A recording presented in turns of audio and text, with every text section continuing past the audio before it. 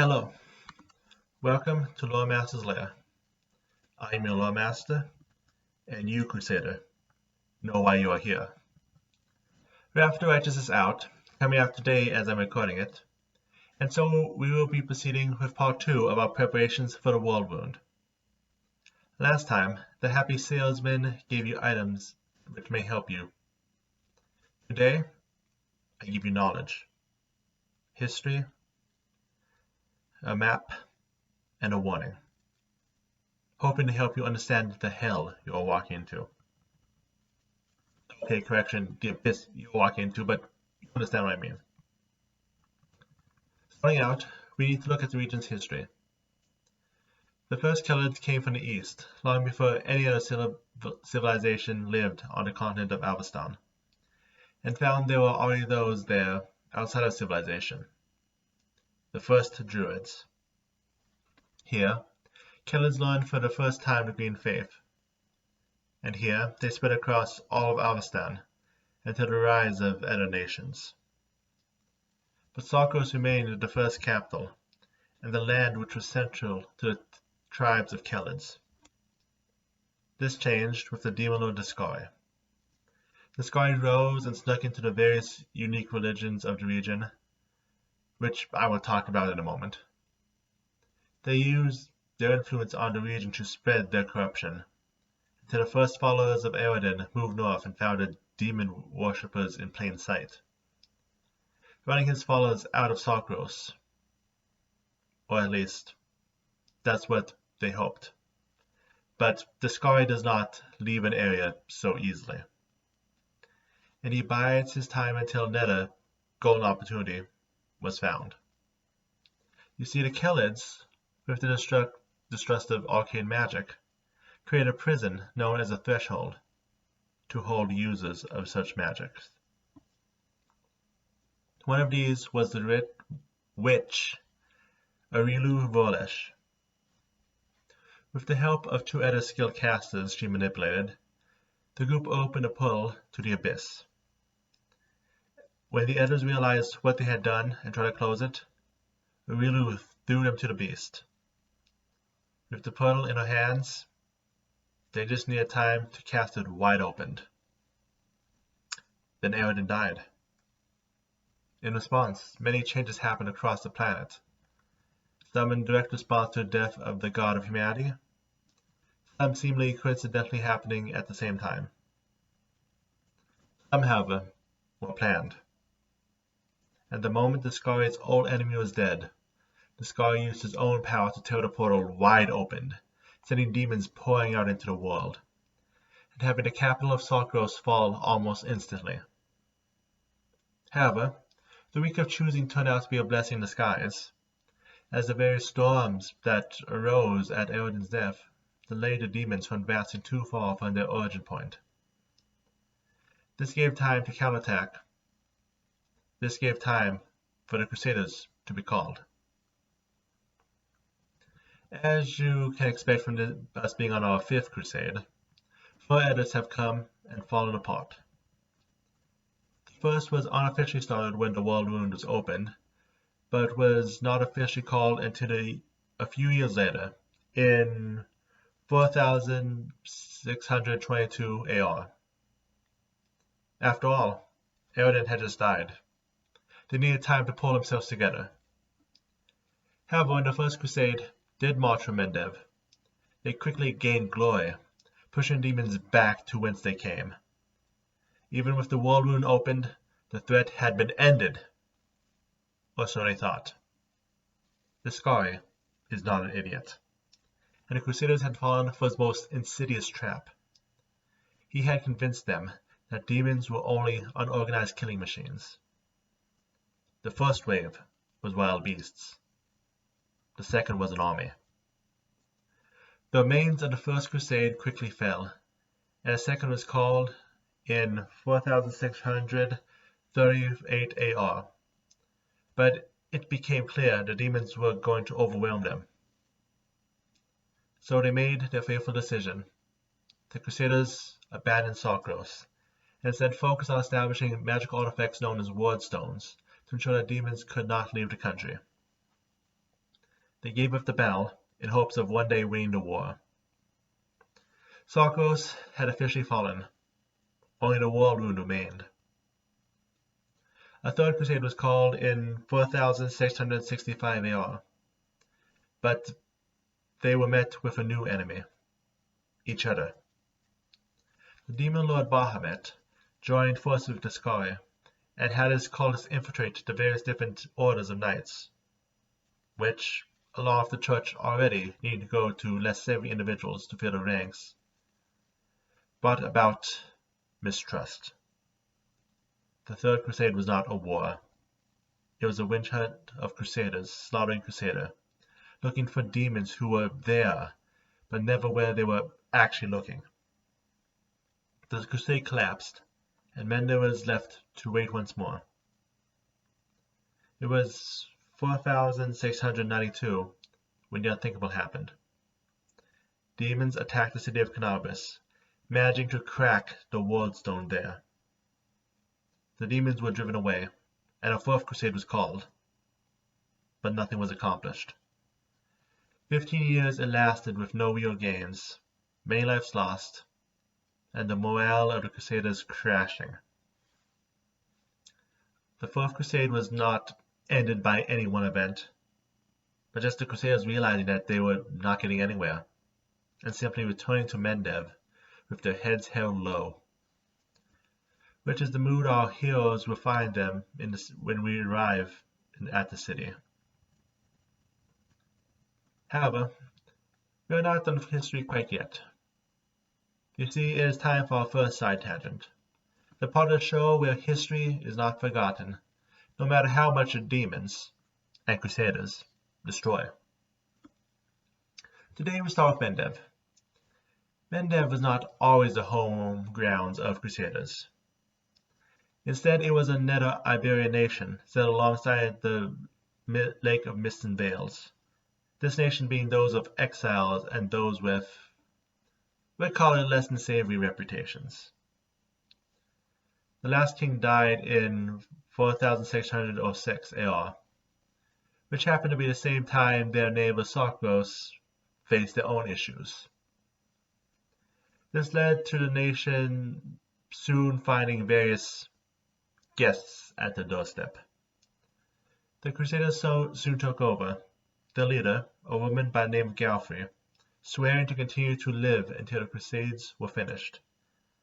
A vow she made in the name of her goddess Iomade, and a vow that made her the new queen of a nation both she and her subjects were not born in. As the Fifth Crusade rises, those who once lived in Mendev have moved as far away from the world wound and the witch hunts of the Crusades as possible, leaving Mendev to those who exist to close the world wound, and have no idea what to do with the land if the world wound shall ever close. Now that we have the history of the land, let's look at the people. Well, former people. As said, this is the origin of the Khalid people and the former center of their culture. So let us look quickly at the Khalids. This human ethnicity has tan skin and dark hair, which tends to gray at an early age, with usually no facial hair. Khalids tend not to have names any more than 2 syllables long, as split seconds can make the difference in harsh environments. And they tend not to have last names. Those most famous figures are usually given titles which are used to distinguish them. The Khalids are a nomadic people, eschewing luxury because their culture has taught them how to live in the most rural environments, where softer ethnicities would have trouble living. And even those who do live in urban centers tend to not own more than what they can carry on their backs. They once lived across all of Avestan, but the rise of other cultures has pushed them back to 3. The land of the Mammoth Lords, Numeria, and formerly Sarkaris. Khalids are known for their wariness, because of harsh lessons passed down from earlier generations. Early clashes with arcane classes have given them the distrust of wizards. Accidents with the dangers of Numeria had made them wary of technology. Killers would rather err on the side of the living, as they have for generations, instead of eating a new plant they cannot prove is not poisonous. That does not mean that they eschew all magic, however, but their ideas of how it is used properly will have to wait till we get to the gods. With the distant past out of the way, let's move to the reality of the world wound the crusaders of the Fifth Crusade will have to face. The state of the land formerly known as Sarkaris. The fallen country is divided into 5 regions. The first we are starting with is the farthest from Mendev, the Sarkarian steppe. This region does not have the wider benefits of the road stones, but has 2 borders the demons have trouble crossing. The land of the Mammoth Lords to the west, and the Shadow Woods to the south. The Mammoth Lords have found the demons to be tougher rivals to deal with than the Sarkarian cousins, but they still have been able to break even when exchanging land, even with the massive losses involved. The Shadowwood has recently become a place of death. The demons push leading the undead created by the hands of demons, and the citizens of Uslov, to flood the forests.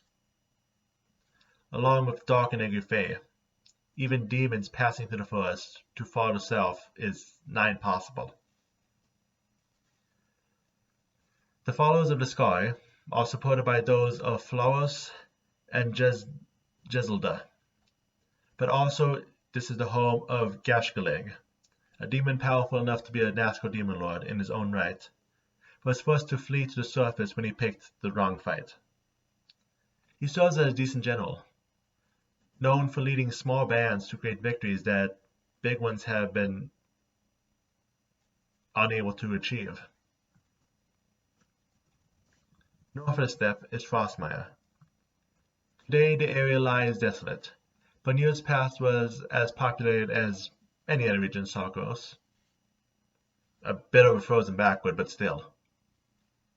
However, this was also a place that experienced the least devastation.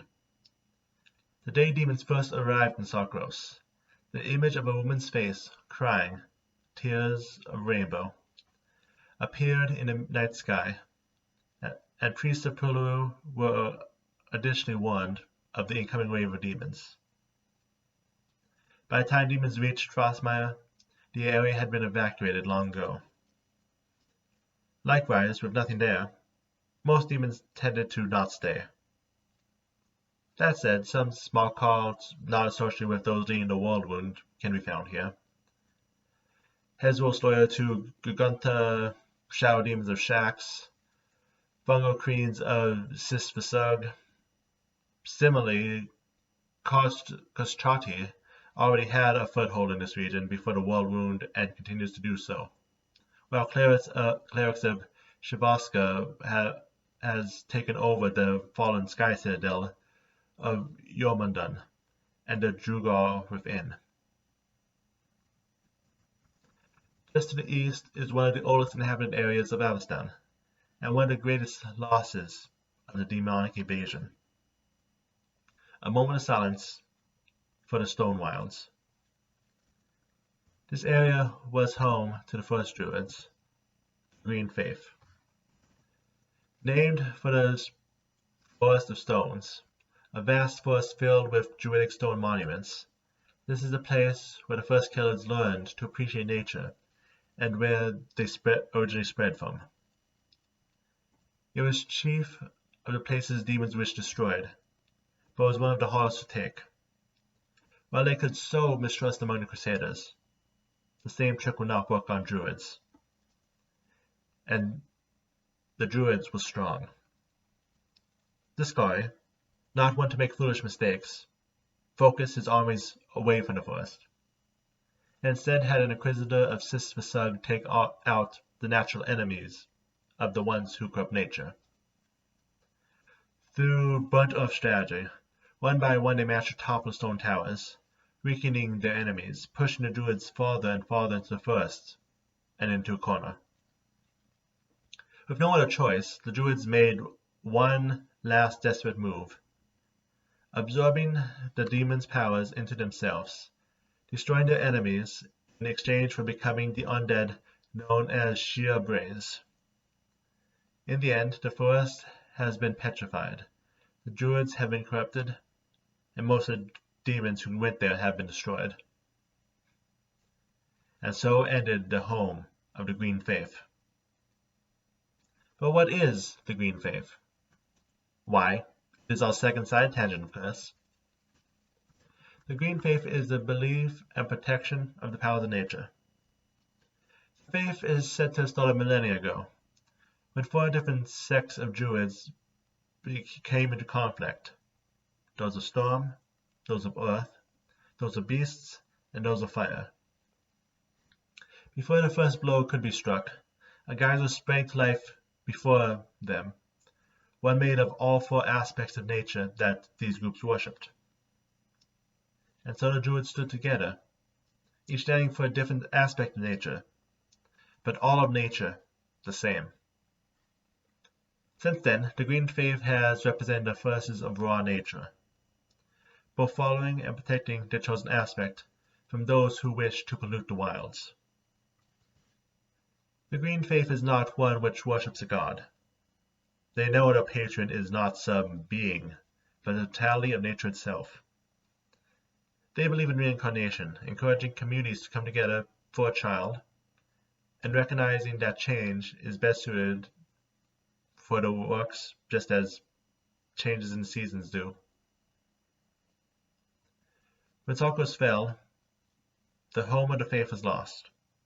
However, sacred relics that have been in the Forest Stone since time immemorial suddenly started finding their ways into enclaves across the inner sea region, where the force of nature was strongest.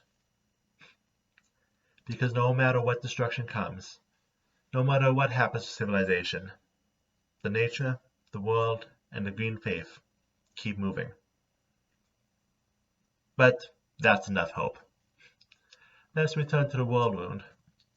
We have covered 3 areas so far, each bordering the centralmost district, Rift Shadow. The region has had many names over the centuries, Rift Shadow only becoming the most common name after the rift that we know of came into being. It is the area of the Sarkaris River, the main water source for the nation, where its riverbed lies. While the riverbanks survived the First Crusade, it was the organized attacks of the second wave of demons that brought this area under their control. It is the second highest concentration of demonic forces within the area, and has become home to many of the demonic's allies, both cultists and those who are not demons. There are 4 main cities, each at the rise of the Fifth Crusade, held by one of the most loyal commanders of the demons. Remember their names well. The town of Velikrad is held by Menago. The town of Valhov is held by Umors. There's an S at the end. Umors. The town of Soasta is held by Ketak. And the town of Undaren is held by the architect of the world wound herself, Arilu Volesh. If the region of Sarkaris is ever no peace, all 4 of these will need to be struck down. Are you, Crusader, up for the challenge? Which brings us to a 5th and final, to the farthest east, to the Wounded Lands, a place you, Crusader, will soon know well. What was once the region of North Mountains now sits a region dotted with canyons and chasms, never more than a mile wide, but serving as a large swath of portal leading directly into the abyss where demons call home. This region was once the capital of Sarkaris, and now too stands at the demons' headquarters, where the cultists of Deskari, the cause of Bahamut, and the first is lent by their allies Pazuzu, Shax, Shifkesh, and Zervonia, all made put, under the command of the general of the demon's forces, Kuramdezna. One moment. Kuramzeda.